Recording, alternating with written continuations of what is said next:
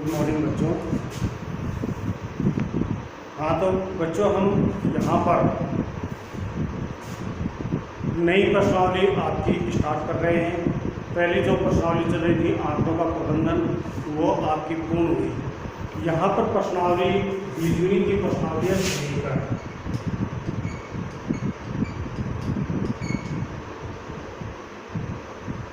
समीकरण की कौन से है? एक चर वाले समीकरण समस्याओं को हल करेंगे। अब समीकरण होता क्या है, समीकरण के बारे में पहले इसके बारे में देखा जाए। समीकरण में कोई भी संख्या को हल करते हैं तो चरमान के रूप में हल करते हैं। जैसे छोटा सा प्रश्न यहाँ पर हम बात कर लें कि हाँ तो बच्चों मान लो कि ऐसे क्या, मेरे पास 7 रुपये हैं, मेरे पास 7 रुपये हैं, जबकि कोई भी XYZ, मान लो काजल का नाम आ गया, काजल के पास मेरे से 2 रुपये कम है, तो काजल के रुपये ज्ञात कीजिए। अब इसको समीकरण के रूप में लिखिए, किस प्रकार से करें। अगर सीधा निकाला तो सीधी सी बात है, 7 से 2 गए, 5 रुपये हैं, लेकिन इसको इस प्रकार न लिखिए, समीकरण के रूप में लिखा जाए। माना कि काजल के पास, माना कि काजल के पास x रुपये, कितने रुपये हैं? x रुपये। अब मेरे पास कितने थे? 7 बराबर x प्लस 2, यानी काजल के रुपए में 2 रुपये जोड़ दे तो मेरे पास जो रुपए हैं उनके बराबर हो जाते हैं। क्या? x प्लस 2 बराबर 7। ये समीकरण के रूप में हो गया। किसके रूप में हो गया? समीकरण के रूप में हो गया। अब समीकरण में 2-3 चीज़ें आपको याद रखनी है। एक तो जो बीजगणितीय संख्या होती है उसको कहते हैं चर। क्या कहते हैं? चर। चर वो नहीं जो पशुओं को हम चराते हैं, यानी ये होती है चर राशि। क्या है? चर राशि। और जो अंगणित की संख्या, ये संख्या है, इसको हम क्या कहते हैं? एंचर। ऊपर देखो नाम पे लिखा एक चर, यानी एक चर x आएगा। 2 चर के भी होते हैं, जैसे 2 चर साथ में आ जाते हैं, x प्लस y आ गया। इस प्रकार जो 2 साथ में आते हैं उसको द्विचर वाले समीकरण कहते हैं। ये एक चर वाले, केवल एक ही चर इसमें आएगा। अब देखो समीकरण आपके तो छोटी छोटी बातें आ रही हैं यहाँ पर, छोटी छोटी बातें कि समीकरण बनाना है, लेकिन आप इनको आगे चलकर हल भी करना है। तो हल करते हैं तो देखो समीकरण, कोई भी समीकरण होता है, इसमें कई बातें होती है। समीकरण के किसी भी संख्या से गुणा कर सकते हैं, किसी भी संख्या का भाग दे सकते हैं, कोई भी संख्या जोड़ सकते हैं, कोई भी संख्या घटा सकते हैं, लेकिन ये प्रत्येक राशि के साथ में वो कार्य करना पड़ता है। अब प्रत्येक राशि, यानी यहाँ पर x है, 2 है, 7 है, प्रत्येक राशि होती है। जोड़ना घटाना पक्षों के साथ होता है, गुणा और भाग करना तो प्रत्येक राशि के साथ किया जाता है। अब आती है पक्ष की बात। पक्ष यानी 2 पक्ष होते हैं समीकरण में, एक तो बायां पक्ष और एक दायां पक्ष, जिसको अंग्रेजी में कहते हैं लेफ्ट हैंड साइड और राइट हैंड साइड, यानी बाएं हाथ की तरफ और दायां हाथ की तरफ।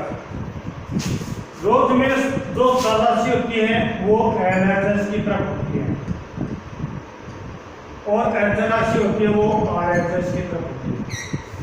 यानी ये बायां भाग और ये दायां भाग।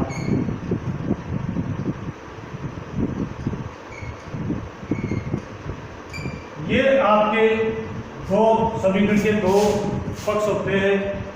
जहाँ से हम लिखना कर बोर्ड के ऊपर, बेटा जी एक चीज़ का याद रखना, बोर्ड की ये जो साइड होती है वो LHS होती है, ये जो साइड होती है वो RHS होती है, ऊपर की जो साइड होती है वो उत्तर है,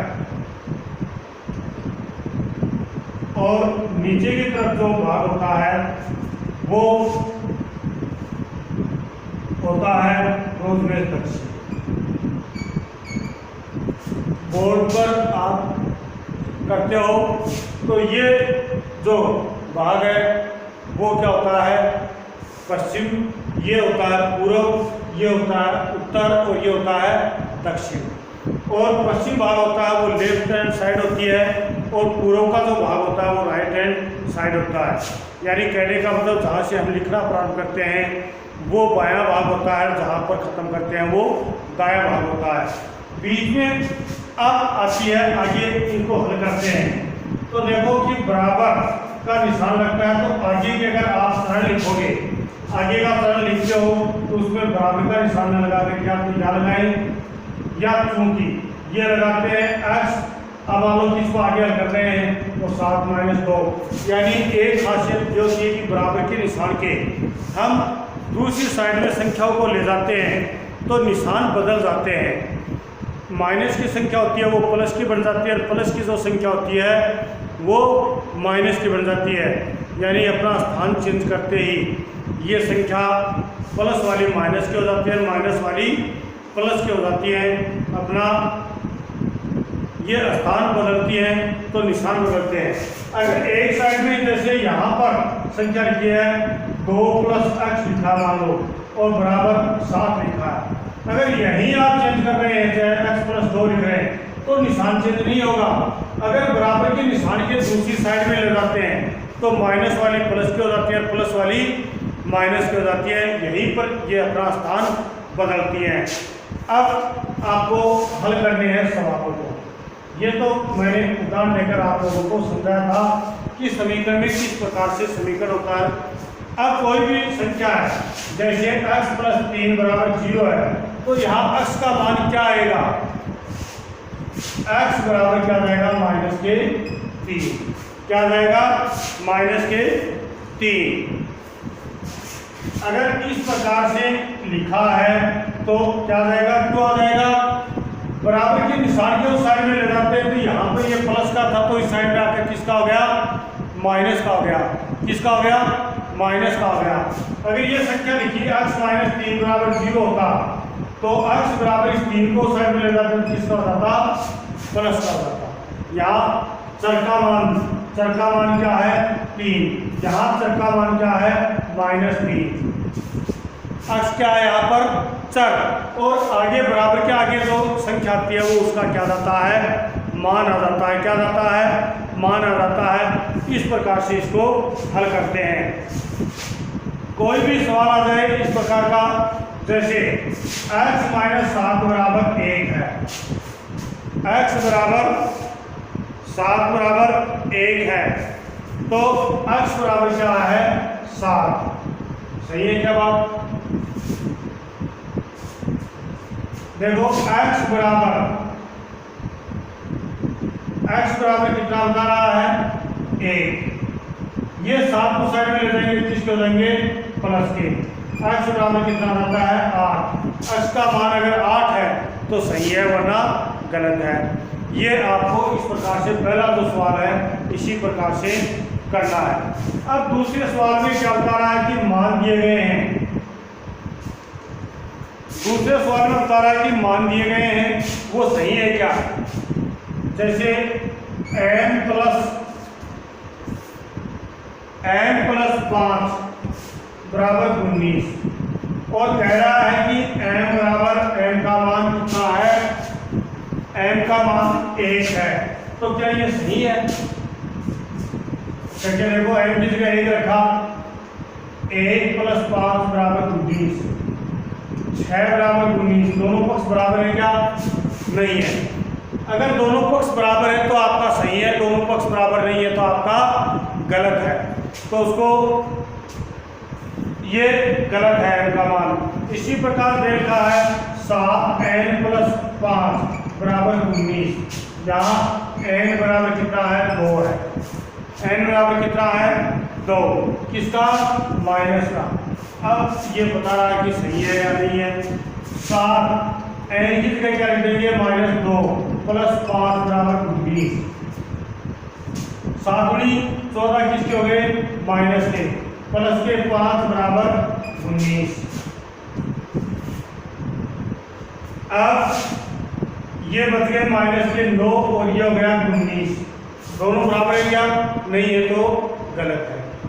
अगर ये दोनों बराबर है तो ही सही है। इसी प्रकार इसमें सवाल जैसे दे रखा है 7n + 5 बराबर 19 और n बराबर क्या है? n बराबर 2 है। n बराबर क्या है? 2 है। यहाँ n की जगह 2 लिखते हैं, 7 कोष्टक n 2 और प्लस 5 बराबर 19। 7 दूनी 14 + 5 बराबर 19।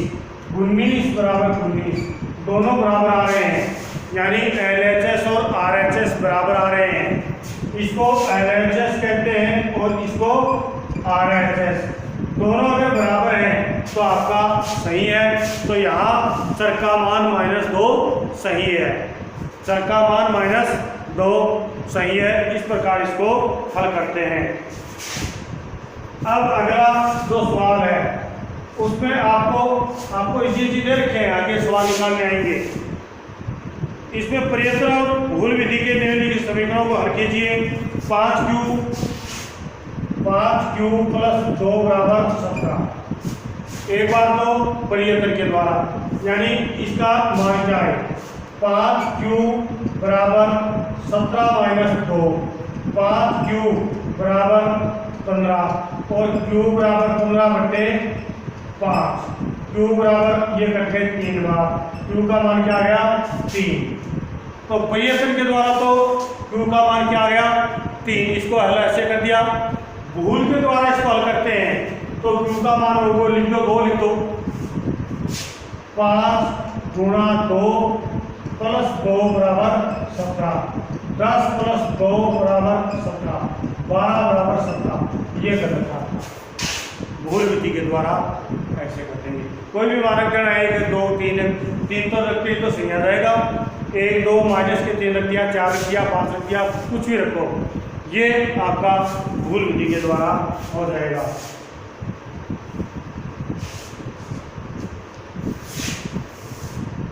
अब समीकरण बनाने हैं।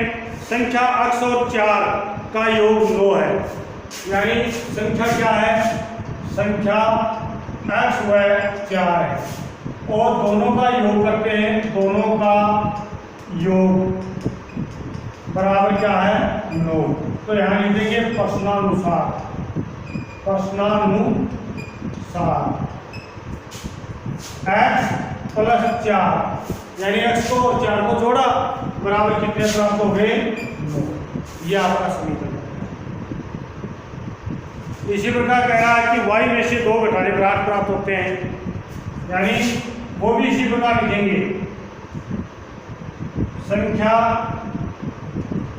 x में से या y में से 2 घटाने पर कितना शेष कितना है? शेष बराबर 8। प्रश्नानुसार y - 2 बराबर 8, यानी क्यों निशान लगाना।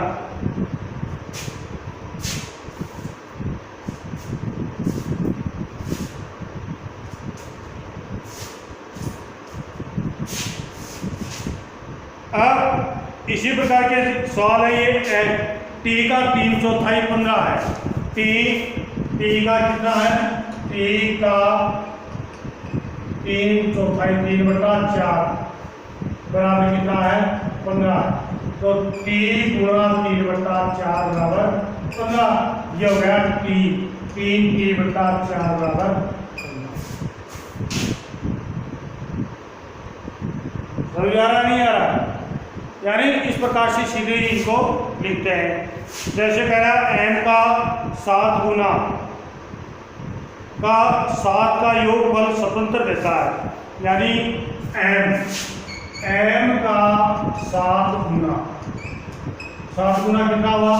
m × 7 बराबर 7 है। अब कह रहा है कि 7 और जोड़ दे, इसमें 7 जोड़ते हैं तो 7m + 7 हो गया 7 जोड़ने पर। अब ये कितना बन जाता है? प्रश्नानुसार स्वतंत्र बन जाता है। 7m + 7 बराबर कितने हो गए? 17। उत्तर 10 आएगा इसका। लेकिन आपको उत्तर नहीं निकालने हैं, केवल समीकरण बनाने हैं। क्या करना है? समीकरण बना के छोड़ने हैं। तो क्या करते हैं? अगला कह रहा है m का 7 गुना, 7 गुने में 7 जोड़ देते हैं तो कितना हो जाता है? स्वतंत्र हो जाता है। तो यहाँ पर क्या लिख देंगे कि m को गुणा कर दिया किससे? 7 से, प्लस 7 कर दिए तो बराबर कितने आ गए? स्वतंत्र। ये इस प्रकार से इसको हल कर देंगे। अब इसी प्रकार कह रहा है कि सामान्य कथनों के रूप में इनको लिखिए। जैसे p + 4 बराबर 15 दे रखा है, ये दे रखा, पक्षांतर कर देते हैं। p बराबर 15 - 4, p बराबर कितना आ गया? 11। p बराबर कितना आ गया? 11। एक विधि से और कर सकते हैं इसको कि दोनों तरफ 4 घटाने पर, दोनों तरफ से 4 घटाने पर p + 4 - 4 बराबर 15 - 4, दोनों तरफ घटाएंगे। आपको ये बात मैंने शुरू हुई थी उस समय बताई थी कि कोई भी समीकरण में कोई भी संख्या जोड़ सकते हैं, घटा सकते हैं, दोनों तरफ करेंगे वो कार्य। गुणा व भाग भी कर सकते हैं, लेकिन वो प्रत्येक के साथ, वो किसके साथ? प्रत्येक संख्या के साथ में करेंगे। तो यहाँ पर क्या रहेगा? ये 4 से 4 कट गया और ये घटा देंगे, p बराबर कितना हो गया? 4। इसी प्रकार से सवाल का है 3m/5 बराबर 6। बट्टा में जो संख्या है इसको क्या कर देते हैं? उस साइड में गुणा करते हैं, उस साइड में जाते हैं, ऊपर चली जाएगी। 3m बराबर 6 गुणा 5, 3m बराबर 30, 5 से 6 गुणा करा 30, और m बराबर 30/3, m बराबर कितना आ गया? 10। m बराबर कितना आ गया? 10। या फिर आप इस प्रकार कर सकते हैं कि ये जो m के साथ में संख्या है उसको सीधा ही लिख सकते हैं। घटाने वाली विधि से करो तो आप किस प्रकार करोगे कि दोनों तरफ क्या कर देंगे? दोनों तरफ क्या होता है? क्या घटाएंगे? इससे m तो घटेगा नहीं, m तो घटेगा नहीं यहाँ पर, तो क्या करेंगे? ये m की संख्या यहाँ पर आई नहीं, गुणा कर सकते हैं कि इस प्रकार लिख सकते हैं m बराबर 6 गुणा 5/3, ये घट गया 2 बार, m बराबर 5 गुनी 10।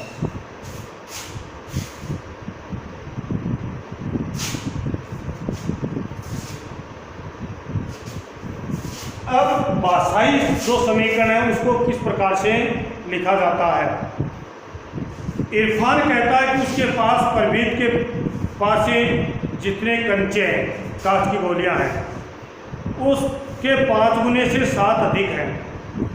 5 गुने से कितने अधिक हैं? 7 अधिक हैं। और परमीत के पास में, इन्हें इरफान के पास में 37 कंचे हैं। इरफान के पास में कितने हैं? इरफान के पास बराबर 37। अब दूसरा कौन है? परमीत। परमीत के पास कितने हैं? x है। जो नहीं है तो उसके बराबर क्या लिखेंगे? x। अब कह रहा है कि इसके 5 गुने से 7 अधिक है। 5 गुना कितना हो गया? परमीत का 5 गुना x बराबर 5x। अब प्रश्नानुसार 5x + 7 यानी 7 और जोड़ दें तो किसके बराबर हो जाएंगे? इरफान के बराबर हो जाएंगे। यह आपका समीकरण है। बस इतना ही करना है, हल नहीं करना, इतना ही करना है, समीकरण बना के ही छोड़ना है। जैसे दूसरा कह रहा है कि लक्ष्मी कहती है कि मेरी आयु है, लक्ष्मी के पिता की आयु 49 वर्ष है। लक्ष्मी के पिता की आयु कितनी है? 49 वर्ष है। उसकी उनकी आयु लड़के की लड़की की आयु की 3 गुने से 4 वर्ष अधिक है। माना कि लक्ष्मी के पिता की आयु, मानना नहीं है, लक्ष्मी के पिता की आयु दी हुई है, कितनी है? 49 वर्ष पिता की आयु। लक्ष्मी की आयु कितनी हो जाएगी? लक्ष्मी की आयु बराबर x। अब इसकी 4 गुने से 4 अधिक है, तो 4 गुना इसका आ गया 3 गुने से, 3 गुनी आयु हुई तो 3x हो गई। अब 4 अधिक है, 3x प्लस 4 बराबर कितना आ गई? 49। ये समीकरण होगा। इसी प्रकार अगला कह रहा है अध्यापिका उसकी कक्षा में एक विद्यार्थी के द्वारा प्राप्त किए गए अधिकतम अंक प्राप्त किए गए न्यूनतम अंकों का दोगुने धन से 7 अधिक है, यानी दोगुने से 7 अधिक है। माना कि न्यूनतम अंक कितने हैं? x है, अधिकतम कितने बता रहा है? 87। अब